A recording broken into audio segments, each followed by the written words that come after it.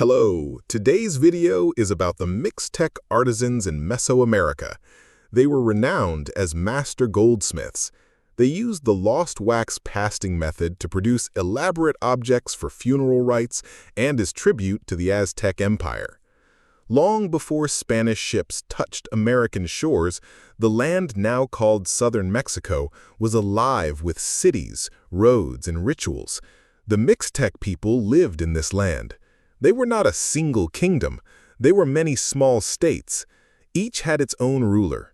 Each spoke a form of the Mixtec language. They lived in the highlands and valleys of what is now the state of Oaxaca. Their world was shaped by mountains, rivers, and cornfields, but it was also shaped by art. Long before the Mixtec became known for their golden masterpieces, metal was a stranger to Mesoamerica. The land had stone, clay, jade, and obsidian. These were shaped into tools, weapons, and sacred objects, but metal was absent. Then, from far away, a new craft arrived, quietly, slowly, like a whisper carried on the wind. It began along the Pacific coast, in regions that today lie in modern-day Ecuador and western Colombia. There, peoples had worked metal for centuries. They shaped gold into spirals, discs, and figures of animals and gods. They understood fire. They knew how to melt, pour, and polish. Their knowledge spread through trade routes that followed rivers and coastlines. Seashells, feathers, and greenstone moved from hand to hand. So did metal.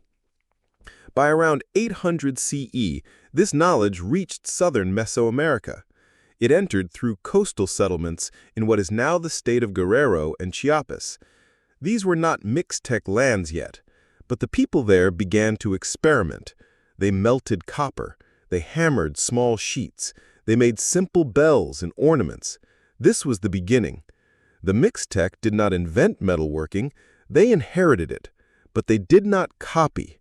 They transformed it. While others used metal for display or sound, the Mixtec gave it meaning. They turned it into a form of writing. A pendant was not just bright. It told a name, a date, a lineage. An ear ornament could show a battle, a marriage, a divine vision. Metal became a language, and the goldsmiths were its poets. By the year 1000, metal was no longer rare in Mixtec society. It had moved from the edge to the center. Copper was common. It was used for tools, small bells, and everyday items. But gold and silver were different. They were not tools. They were sacred. They came from the earth, but they belonged to the sky. Gold was the sweat of the sun. Silver was the light of the moon. These were not just beliefs. They were truths, lived every day. To wear gold was to wear power. Only rulers, high priests, and noble warriors wore it. A gold nose ring marked a lord. A chest ornament showed a connection to the gods. When a ruler died, he was buried with his gold. It was not wasted. It was needed in the next world. The dead would need their status, their titles, their divine links. The ornaments proved who they were. But the Mixtec went further. They did not just wear metal. They filled it with story. A single pendant might show a god descending from the sky. Another might show a ruler's birth, with glyphs marking the day and year. A bracelet could list ancestors. These were not random designs. They followed strict rules. Every line had meaning. Every shape had a name. The goldsmiths had to know history, religion, and writing to create them. These artisans were not common men. They were not laborers hired for a day's work. They were born into their role, often from noble families, trained from childhood. A boy chosen for this path would begin young. He would watch. He would clean tools. He would mix clay. He would learn the sound of fire, the smell of molten metal, the feel of wax in his fingers. Their training lasted years. Mistakes were not forgiven. Gold was too precious. A single flawed piece could waste days of work. So the apprentice learned patience. He learned silence. He learned to see detail invisible to others. Their workshops were not large. They were small rooms near palaces or temples, hidden from view, protected. No outsider entered freely. The techniques were secrets, only passed from master to student. The tools were simple: stone hammers, wooden tongs, bone awls, clay crucibles. They had no iron, no steel, no bellows, but they had fire and they had breath. They used blowpipes to heat their furnaces, a long tube of reed or clay. The artisan would blow air into the fire, raising the temperature. This took skill. Too much air could cool the metal. Too little would not melt it. The heat had to be just right. Gold melts at around 1064 degrees Celsius, copper at 1085. The Mixtec reached these temperatures with charcoal and breath. It was a physical act, a ritual in itself. They mastered three main methods: hammering, casting, and lost wax casting. Each had its place. Each required mastery. Hammering was the oldest. A piece of raw gold, often a small nugget or dust pressed into a lump, was heated until soft. Then it was placed on a smooth stone anvil. The artisan struck it with a rounded stone hammer, gently, evenly, over and over. The gold spread. It became thin. It became a sheet. This sheet could be cut, rolled into tubes, shaped into discs. It could be embossed, pressed with a tool to create patterns. This method made masks, plaques, and large ornaments. The gold was soft. It could be worn close to the skin, but it was fragile. It could not hold fine detail. Casting was stronger. It allowed for solid shapes. The artisan would place metal in a clay crucible, cover it with charcoal to prevent oxidation, heat it in the furnace. When the metal melted, it was poured into a mold. The mold was made of stone or clay. It had a hollow shape, like a ring, a bar, or a simple animal. The molten metal filled the space. When cooled, the object was removed. It was rough, it needed filing, polishing, but it was solid. It could be used as a base for more work. But the true wonder was lost wax casting. This was the highest art. It was slow, it was risky, but it could create objects no other method could match. It began with beeswax. The artisan took a small piece, he warmed it in his hands. Then he shaped it, he carved it, he built it into the form he wanted: a god with a headdress, a jaguar with claws, a serpent with scales. He added tiny details: eyes, feathers, glyphs. This wax model was perfect. It was the blueprint. Then the model was coated in fine clay, layer by layer. The clay had to be smooth, no bubbles, no cracks. A small channel, a sprue, was left open. This would let the wax escape and the metal enter. When the clay dried, it became a mold. The mold was heated. The wax melted. It ran out through the sprue. The space left behind was exact. It held the shape of the original model. Now molten metal was poured in. The artisan had one chance. If the metal was too cold, it would not fill the mold. If too hot, it could crack the clay. If poured too fast, bubbles would form. If too slow, it would cool before filling. When the metal cooled, the clay was broken away. The object was revealed. It was solid metal. It had every detail of the wax model. A single piece, no seams, no joints. It was alive. This method allowed for curves, undercuts, and depth. A face could show sorrow. A crown could have tiny beads. A feather could look like it could bend. No other culture in Mesoamerica achieved this level of detail before the Spanish arrived. The Aztecs used metal, the Maya used little, but only the Mixtec mastered lost wax casting to this degree. Why did they become so skilled?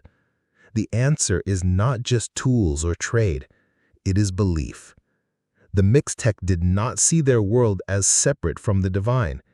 Everything had spirit, mountains, rivers, trees, and metal. Gold was not a mineral, it was a living thing. It came from the sun. To shape it was to work with sacred force. The goldsmith was not just a craftsman, he was a mediator. He stood between the human and the divine. When he made a pendant for a ruler, he was not just making jewelry, he was making a vessel for power. The object had to be perfect, not just in form, in meaning, in balance. A single error in a glyph could change the name. A misplaced line could alter the story. The goldsmith had to know the calendar. He had to know the gods. He had to know the history of the ruling house. This is why the workshops were near temples. This is why the goldsmiths were protected. To harm them was to risk the favor of the gods. To insult a goldsmith was to insult the sacred order. Their work was not for sale. It was not traded in markets. It was commissioned. A ruler would request a piece. A priest would ask for a ritual object. The goldsmith would consult the calendar. He would choose the right day to begin. The stars had to align. The gods had to be favorable. Some objects were made only once, then buried, never seen again. This was not waste. It was offering. The act of creation was complete only when the object returned to the earth. The goldsmith knew this. He did not grieve. He understood. They also worked with other materials. Gold was bright, but alone it was flat, so they added color. Turquoise from the north, shell from the coast, coral from the sea, jade from Guatemala. These were set into the metal. Tiny holes were drilled with bone or stone drills. The stones were glued with resin from trees. The result was a burst of blue, red, white, green against the gold. The Mixtec loved balance. They did not cover the metal. They placed each stone with care. A single turquoise eye on a god's face. A red shell on a serpent's tongue. Each choice had meaning. Each color had power. The goldsmiths also used alloys. Pure gold is soft. It bends. It wears. So they mixed it with copper. This made tumbaga. It looked like gold, but it was stronger. It could be cast more easily. It resisted damage. The Mixtec learned this early. They controlled the mix. They knew how much copper to add. Too much, and the color changed. Too little, and it stayed soft. They also worked silver. It was harder to find. It came from the north. It required higher heat, but they mastered it. Some pieces mix gold and silver. They show a deep understanding of metal behavior. All of this was done without written manuals, without schools, without machines. The knowledge lived in hands, in memory, in silence. The goldsmiths did not write their names. No tomb bears their likeness. No codex lists their deeds. But their work speaks. A single earring can tell us their skill, their belief, their world. They were not inventors of metal, but they were its true masters. They took a foreign craft and made it sacred. They turned metal into memory, into identity, into truth. And in doing so, they created a legacy that outshone empires. One of the most famous examples is the tomb of Lord Eight-Deer Jaguar Claw. He ruled in the 11th century in the city of Tilantongo. His tomb was found in the 20th century in a cave at Tomb 7 in Monte Alban. Though Monte Alban was a Zapotec city, the tomb contained Mixtec treasures. This shows how Mixtec art was valued across cultures. Inside the tomb were over 500 objects. Many were made of gold. There were necklaces, bracelets, pendants, and a large chest ornament shaped like a bat god. The craftsmanship was flawless. Each piece had tiny details. Some had eyes inlaid with shell or stone. Others had feathers made of gold foil. The mix of materials showed advanced skill. But Eight Deer was not just a warrior. He was a unifier. He linked cities through marriage and alliance. He claimed divine right to rule, and he used art to prove it. The gold he wore was not just wealth. It was proof of his power. It said, "I am chosen. I am above." The goldsmiths who made these items were not named in records. Their names were lost, but their work survived. They were likely part of a royal workshop. They trained under masters. They learned through years of practice. Mistakes were costly. Gold was rare. A single error could waste days of labor. They worked in silence. Their tools were simple. Blowpipes were used to heat the metal. They blew air through a tube into the fire to raise the temperature. Crucibles were made of clay. Tongues were carved from wood. Files were made of stone. Yet with these, they achieved results that modern experts still study. One of the most surprising facts is that the Mixtec did not mine their own gold. They did not have large gold deposits in their homeland.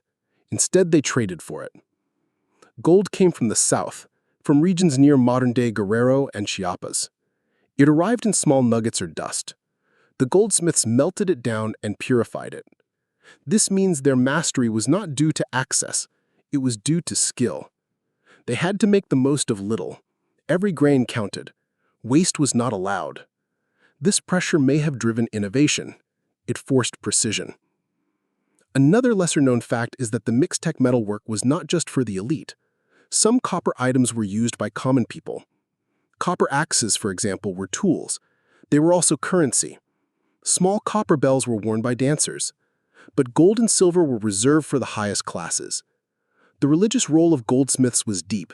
They were not just craftsmen, they were ritual specialists. Some may have participated in ceremonies. Their workshops may have been near temples. Some objects they made were used only once, then buried with the dead. This suggests that the act of making was sacred. The process mattered as much as the product. A turning point came in the 14th century. The Mixtec region saw political change. New cities rose, old ones fell. The Triple Alliance, later known as the Aztec Empire, began to expand. By the 1470s, the Aztecs reached Mixtec lands. They demanded tribute. Gold was one of the items they required. This changed the role of goldsmiths. They were no longer just serving local rulers. They were now producing for a distant empire. The demand grew. The style began to shift. Some Mixtec pieces from this time show Aztec influence, images of eagles, serpents, and war gods. But the Mixtec did not lose their identity. They adapted. They kept their techniques. They kept their stories. Even under tribute, their work remained distinct. The fine line work, the narrative scenes, the use of turquoise and shell, they held on. One of the most detailed pieces from this era is the Codex Zouch Nutsal. It is not metal. It is a painted manuscript on deer hide, but it shows what metal objects looked like. It depicts rulers wearing elaborate jewelry. It shows ceremonies where gold was offered to gods. It confirms that metal was central to Mixtec life. The Codex also shows how goldsmiths may have worked. In one scene, a craftsman sits with tools. He holds a small object. Another figure watches. This could be an apprentice. The image suggests a formal system of training. Skills were passed down through generations. Another key figure in this story is Lady Six Monkey. She was a noblewoman who ruled in the city of Teoxacacualco. She lived in the 14th century. Her tomb was found with fine jewelry. One piece, a pectoral, shows her name glyph and a temple. The work is delicate. The lines are sharp. The symbolism is clear. She was a patron of the arts. She supported the goldsmiths. Women like her played a quiet but vital role. They commissioned works. They wore them. They passed them down. Some gold items were heirlooms. They moved from mother to daughter. This helped preserve techniques and styles. The rise of the goldsmiths was not without controversy. Some scholars once believed that metalworking in Mesoamerica was primitive. They said it came late. They said it was copied from South America. But new evidence has changed that view. Excavations in the 20th century, especially at Tomb 7 and Monte Alban, proved otherwise. The quality of Mixtec metalwork was far beyond simple imitation. It was original, it was advanced, it showed independent development. Another controversy was about the source of the technology. Did it come from Ecuador, or was it invented locally? Research now shows that metalworking spread slowly from the south, but the Mixtec did not just copy. They improved. They created new methods. They used alloys, mixing gold with copper to make it stronger. This shows innovation. One of the most dramatic moments in Mixtec metal history is the burial of sacred objects. At times, rulers would bury entire caches of gold, not to hide it, but to offer it to the earth. These were not hoards, they were sacrifices, they were acts of faith. In 1932, archaeologists found one such cache in the Mixtec town of Teotihuacan del Camino. It contained over 100 gold items. They were wrapped in cloth, placed in a clay box, buried under a temple floor. The items included pendants, rings, and small animal figures. The care in the burial suggests deep ritual meaning. This act of burial shows a key truth. For the Mixtec, metal was not just wealth, it was alive. It had spirit. To give it to the earth was to return it to the gods. This belief shaped how it was made, used, and destroyed. The goldsmiths understood this. They did not work for money. They worked for meaning. Each piece had purpose. A nose ring was not just decoration, it marked rank. A death mask was not just art, it protected the soul. Their tools were humble, but their vision was vast. They worked in dim light, they used no lenses, yet they carved details smaller than a grain of sand. A jaguar's whisker, a god's eyelash. These were not mistakes, they were intentional. One of the most stunning examples is a gold lip plug from Tilantongo. It is small, less than 2 inches wide, but it shows a face with closed eyes, a feathered headdress, and tiny dots that form a pattern. The surface is smooth, the edges are even, the symmetry is perfect. To make this by hand with stone tools is a feat. The process took time. A single piece could take weeks. The wax model had to be perfect. The mold had to be strong. The pour had to be exact. One bubble in the metal could ruin it. The artisan had to be calm, focused, steady. They likely worked in pairs. One blew the fire. One held the crucible. One watched the metal. Teamwork was essential. Silence was common. Words could distract. Their knowledge was passed in secret. Apprentices learned slowly. They started with copper. It was cheaper. They practiced hammering, filing, polishing. Only after years did they touch gold. The goldsmiths were protected. They were valued. They may have had special rights. Some may have been related to nobles. Their work linked the human and divine. To harm them was to risk angering the gods. Yet their names are gone. No record lists them. No tomb bears their image. They remain faceless, but their hands speak through the objects. Another turning point came with the arrival of new materials. By the 1400s, the Mixtec began to use more silver. It came from the north, from areas near modern-day Puebla. Silver was harder to work than gold. It required higher heat, but the goldsmiths mastered it. They also began to combine metals. They made tumbaga, a mix of gold and copper. It looked like gold, but was stronger. It could be cast more easily. This alloy became common in later pieces. The use of color was another mastery. Gold was not the only material. Artisans added turquoise, shell, coral, and jade. These were set into the metal. Tiny holes were drilled. The stones were glued with plant resin. The result was a burst of color, blue, red, white, against the gold. This polychrome style was unique. It showed a deep sense of balance. The Mixtec did not cover objects with stones. They placed them with care. A single turquoise eye on a god's face, a red shell on a serpent's tongue. Each choice had meaning. The decline of the Mixtec Goldsmiths did not come from within, it came from outside. In the early 1500s, Spanish ships landed on the Gulf Coast. They brought guns, horses, and disease. They moved inland. They sought gold. When they reached Mixtec lands, they found cities, temples, and tombs. They found gold. They took it. They melted it down. They sent it to Spain. The sacred objects were destroyed. The workshops were abandoned. The goldsmiths vanished. Some may have been killed. Some may have hidden their tools. Some may have stopped working. The knowledge faded. The rituals ended. But not all was lost. Some objects survived, buried in tombs, hidden in caves, forgotten. They waited. In the 1930s, an archaeologist named Alfonso Caso opened Tomb 7 at Monte Alban. What he found stunned the world. Hundreds of gold items, perfect condition, rich detail. The Mixtec mastery was revealed. This discovery changed history.